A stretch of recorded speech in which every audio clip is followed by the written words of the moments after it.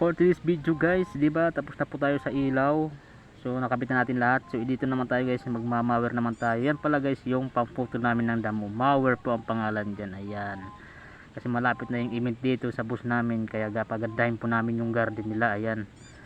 So pahinga muna tayo guys, kaya medyo mainit kasi. Ayan, medyo pahinga-hinga muna tayo guys.